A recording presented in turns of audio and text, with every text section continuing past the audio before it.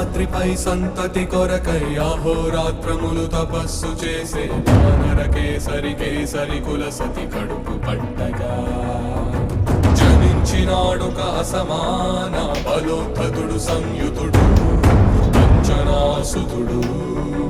పవననందనుడు.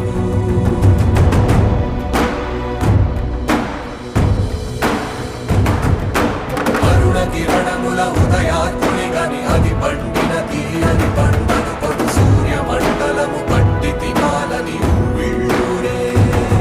తన దేహం మాటున రవి మరుగై జగము చీకటై పోనా.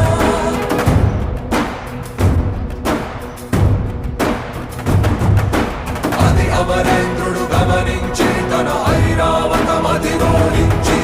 ఆంజనేయుని సమీపించి తన వజ్రాయుధమును విసరగా అది పవననందనుని హనుముని తాకా చిందిన రక్త బిందువే విద్యుద్వేగంతో ధరణి స్థలి 100 కడలిలో చచ్చి 100 కడలి అట్టడుగున గల శ్రీరంగ